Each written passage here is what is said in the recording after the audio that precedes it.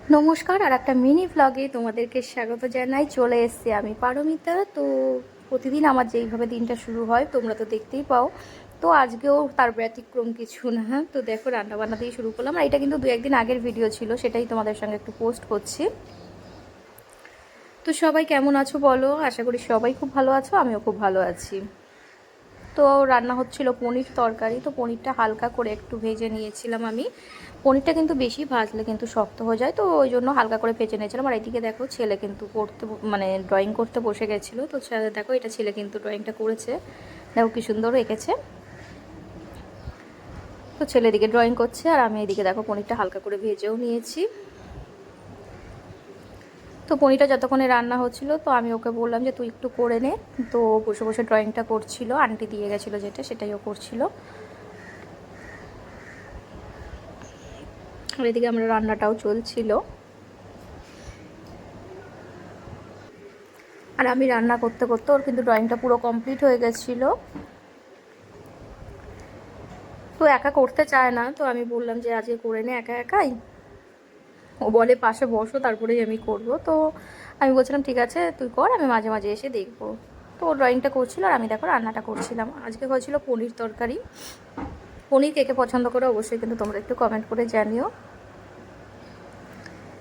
পনিরটা আমার ভাজা কমপ্লিট হয়ে গেছে। আর এই কয়দিন ধরে কিন্তু আমাদের এদিকে কিন্তু প্রতিদিন সন্ধ্যাবেলা বৃষ্টি হচ্ছে, জানো তো। মানে বিরক্ত লেগে যাচ্ছে। এমনি একদিকে ভালো যে গরমটা বোঝা যাচ্ছে না, কিন্তু এই কদিন মানে সন্ধ্যা হলে প্রতিদিন বৃষ্টি। আর যেহেতু ওর সুইমিং ক্লাসটা সন্ধ্যাবেলা থাকে, তো একটু তো অসুবিধা হচ্ছে। এই সন্ধ্যার দিকটা প্রতিদিনই বৃষ্টি হচ্ছে। তো চলো, এইভাবেই মানে কাটছে সময়টা। তো দেখো, আমি এদিকে কড়াইতে কিন্তু ফোড়ন দিয়ে দিয়েছি, দিয়ে কিন্তু রান্নাটা করছি। আর এটা কিন্তু করেছিলাম আজকে মানে আলু পটল দিয়ে পনির দিয়ে তরকারি। কে কে আলু পটল দিয়ে খেয়েছো আমাকে জানিও। এটা খুব একটা করি না আমি, পনির মাখমলি পনিরটাই বেশি করা হয়। তো আজকে ভাবলাম যে এত গরম পড়ছে, তার মধ্যে না ওই মানে অত রিচ খাওয়াটা ভালোও লাগছে না। তো ভাবলাম যে আজকে হালকা করে একটু আলু পনির দিয়ে ঝোল করি। তো এটা দু একদিন আগের ভিডিও ছিল, আরও কিছু আমি রান্না করেছিলাম, তো একদমই ভুলে গেছি কী কী রান্না হয়েছিল। তো ভিডিওটা কয়েকদিন পরে পোস্ট করছি, তো আমার একদমই খেয়াল ছিল না যে আর কী কী রান্না করেছিলাম সেদিন। তো এই ভিডিও ক্লিপটাই ছিল, তার জন্য কিন্তু এইটাই তোমাদের সঙ্গে শেয়ার করলাম। তো সেদিন কিন্তু খুবই হালকা করে মানে আলু দিয়ে পনির দিয়ে আর ঝোল করেছিলাম পটল দিয়ে।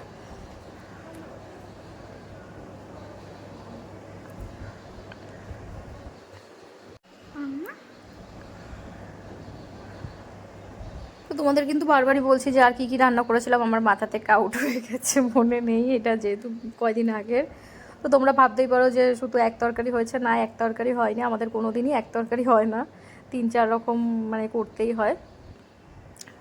তো আর কি করেছিলাম আমার একদমই মনে নেই।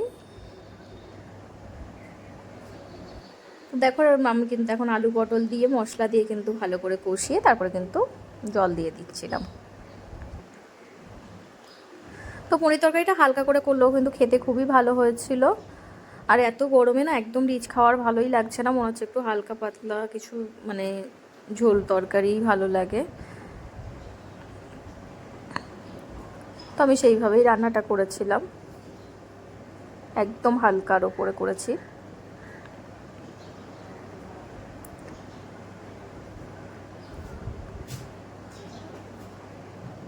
দেখো, ভালো করে কিন্তু আমি মশলাটাকে কষিয়ে নিচ্ছি। আর যে কোনো তরকারি দেখবে ভালো করে মশলাটা কষানো হলে না খেতেও খুব ভালো লাগে।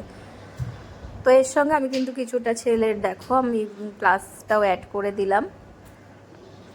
ও গেছিলো ব্যাডমিন্টন ক্লাসে, সেখানের কিছুটা ভিডিও তোমাদের সঙ্গে অ্যাড করলাম।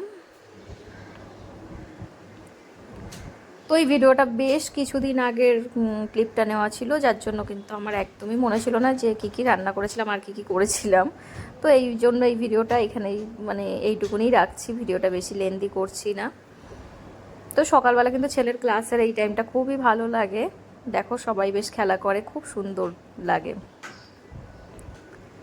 তো চলো, আজকের মতন ভিডিওটা এখানেই শেষ করছি। টাটা, সবাই ভালো থেকো, সুস্থ।